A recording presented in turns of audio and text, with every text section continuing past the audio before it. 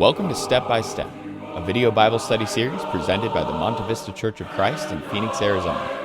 On this episode, Ryan Goodwin talks about the importance of our words and how to use them in a careful and constructive way. Christians are called to be different. One of the ways that we seem most different compared to the people around us is in how we speak, the language that we use.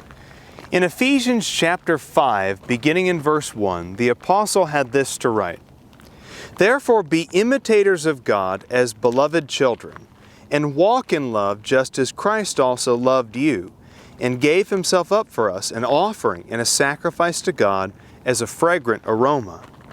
But then he seems to shift gears a little bit here in verse 3. "But do not let immorality or any impurity or greed even be named among you as is proper among saints. And there must be no filthiness and silly talk or coarse jesting, which are not fitting, but rather giving of thanks." So he says, by way of application essentially, that how you speak, the jokes that you tell, the language that you use, that itself can say a lot about what's going on in your heart. We're called to be imitators of Jesus Christ in love. And one of the ways that we do it is by speaking the way that Jesus Christ would have spoken. By finding things humorous that Jesus would have found humorous. By lifting people up, by building them, not by tearing them down, or by using language or humor or coarse jokes that would hurt other people and hurt our reputation in the world. Let's look a little bit more specifically at some of these things here in verse 3. "Do not let immorality or any impurity or greed even be named among you as is proper among saints." So it's not just that we avoid things. It's not just that we go for the lowest common denominator of, I just don't want to be the worst person in the room. He says you need to avoid them to such an extent that it is not even named among you. That an unbeliever could look at your life and he would not even find that shred, that just tiniest bit of immorality that he could seize upon and call you a hypocrite or discount the gospel because of your example. And in our language in verse 4, there must be no filthiness. So he starts with filthiness, and that's the idea of obscenity. There must be no obscenity in the language of the Christian. Of course, the issue that comes up is when people say, well, what's obscene for me might not be obscene for you, and vice versa. Obscenity is kind of relative, isn't it? Maybe certain words don't seem obscene or seen as curse words to some people. But I guess my answer to that is this. Even in a secular sense, people know what obscene words are.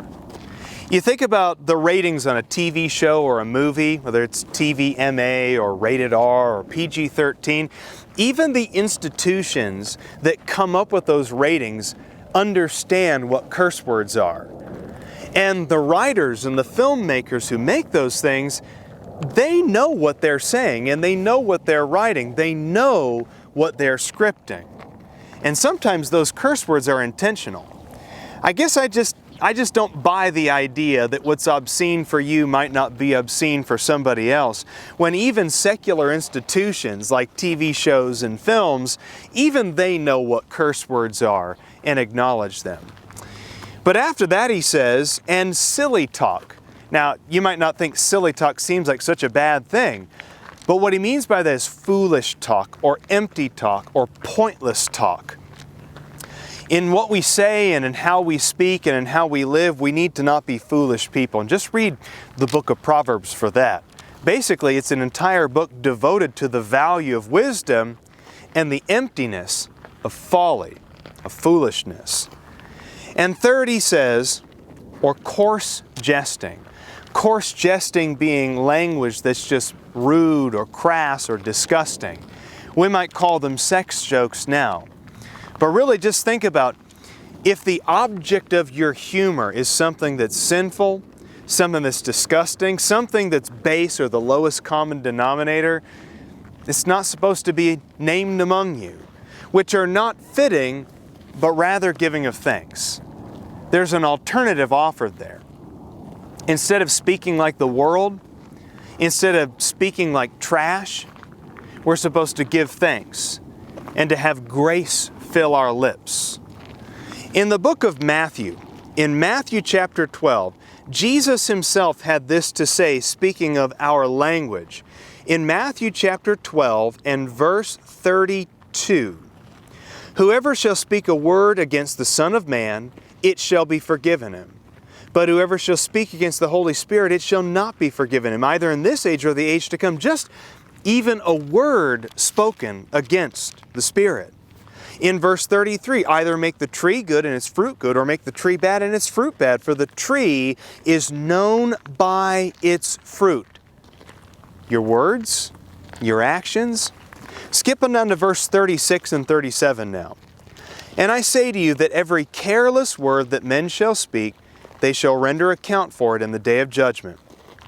For by your words you shall be justified, and by your words you shall be condemned." So I guess the important question that we've got to ask ourselves is, what are our words saying about us? Thanks for watching. For online Bible study material, or to find more episodes in this series, visit us on our website at montevista.church.